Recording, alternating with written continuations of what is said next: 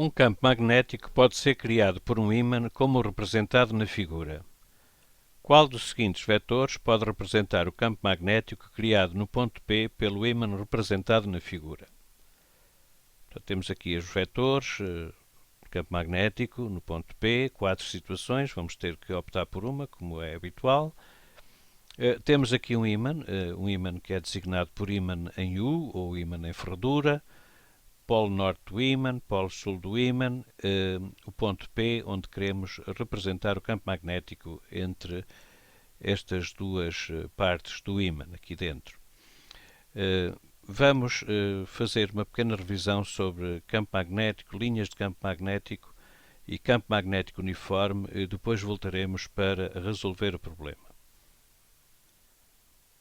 Vamos falar sobre campo magnético, linhas de campo magnético e campo magnético uniforme.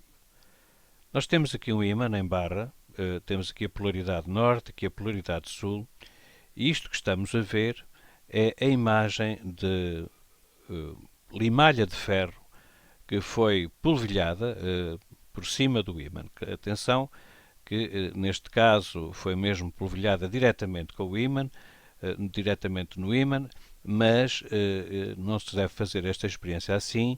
Consegue-se o mesmo resultado colocando, por exemplo, uma superfície transparente, um vidro, por cima do ímã e depois fazer o polvilhamento da limalha, de modo a que depois seja muito fácil tirar o ímã e depois novamente guardar a limalha de ferro. E o que é que nós verificamos? Verificamos que há aqui uma certa geometria que faz sugerir aqui umas linhas aqui. Por outro lado, essas linhas mais densas aqui, nesta região, ou nesta aqui, repare-se, aqui tínhamos o polo norte do ímã, aqui temos o polo sul. Então, junto às extremidades dos ímãs, onde, portanto, se situam os polos do ímã, muito mais densidade de limalha. Isto dá-nos uma indicação visual dos pontos onde o campo magnético é mais intenso. Onde houver mais densidade de linha de limalha de ferro, há, portanto, uma intensidade de campo magnético mais elevada e, quando agora a seguir esclarecemos os conceitos de linha de campo, verificaremos que é nessas regiões onde o campo magnético é mais intenso que as linhas de campo magnético se adensam mais. Vamos partir para outra figura, portanto continuamos a ter aqui e vamos começar agora a abordar com o esquema. Temos aqui, portanto, o polo sul do ímã, polo norte não está representado, mas se este é sul, aquele será norte. E que verificamos aqui as linhas do campo magnético. Repare-se que as linhas do campo magnético têm uma orientação, elas provêm junto da polaridade norte do ímã, portanto, emergem da polaridade norte do ímã e vão entrar depois na polaridade sul do ímã.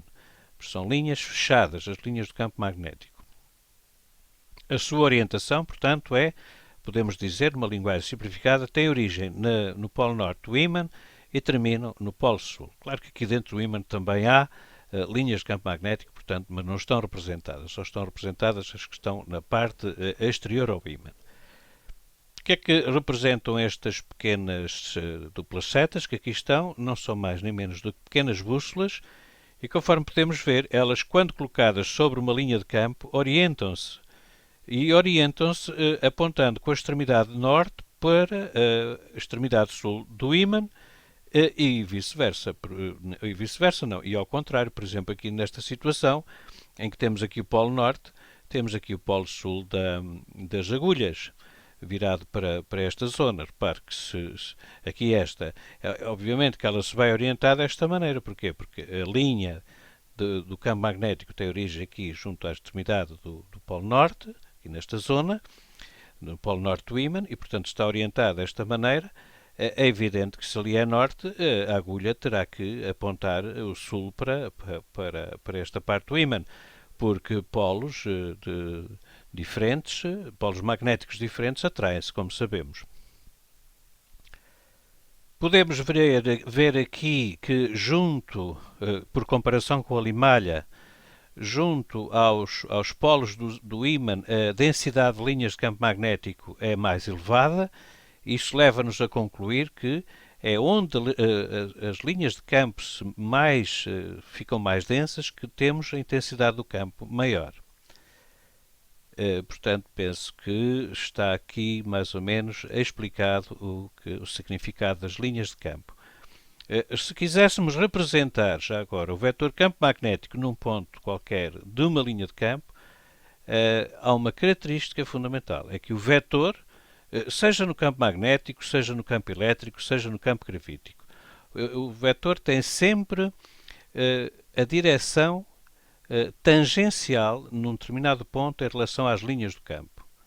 Portanto, se nós representarmos as linhas do campo e quisermos representar num determinado ponto o vetor campo, que seja o campo magnético, seja o campo elétrico, seja o campo gravítico, a única coisa que temos que fazer é traçar uma tangente a esse ponto e desenhar sobre essa tangente o vetor campo respectivo. Claro, tendo em atenção que a sua orientação também será segundo as linhas de campo. Portanto, se representarmos aqui o vetor campo magnético, apontará tangencialmente para a esquerda. Se representarmos neste ponto, apontará tangencialmente também para a esquerda. Por exemplo, se representarmos aqui, apontará divergindo neste sentido. Portanto, aqui oponto-se, por exemplo, ao Polo Norte. Portanto, fazemos aqui uma tangente e o campo magnético apontará neste sentido. A intensidade com que desenharemos esse campo magnético tem a ver com a densidade de linhas de campo. Portanto, se desenhássemos o campo magnético aqui ou aqui, evidentemente que neste ponto a sua intensidade seria maior do que neste ponto.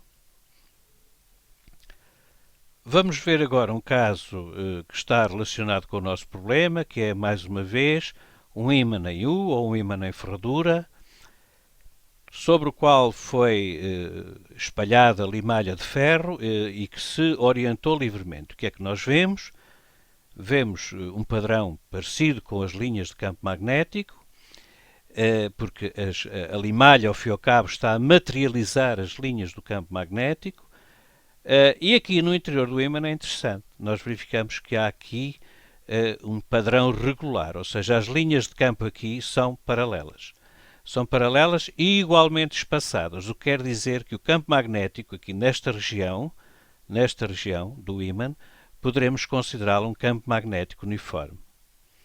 Repare que é preciso, para que ele seja uniforme, é necessário que as linhas de campo sejam paralelas e também que o seu espaçamento, quando fizermos a representação geométrica, o seu espaçamento seja igual, seja uniforme.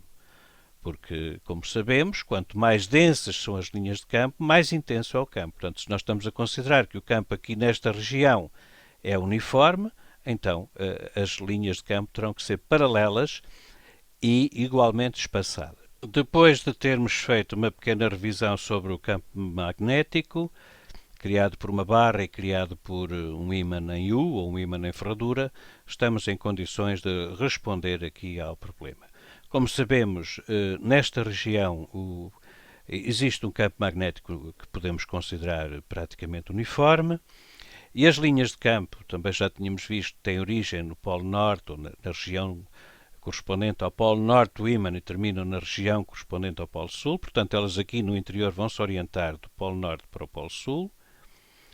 Foi dito também que se quisermos representar o campo magnético, aquilo que temos que fazer é, num determinado ponto onde passa uma linha de campo, desenhamos uma tangente, neste caso a tangente coincide com a própria linha, e depois representamos o vetor campo magnético, neste caso, com uma determinada intensidade e com a orientação da linha de campo. Portanto, o campo magnético, o vetor campo magnético correspondente ao ponto P, no nosso caso, não é o A, não é o B, não é o C, é sim a opção D.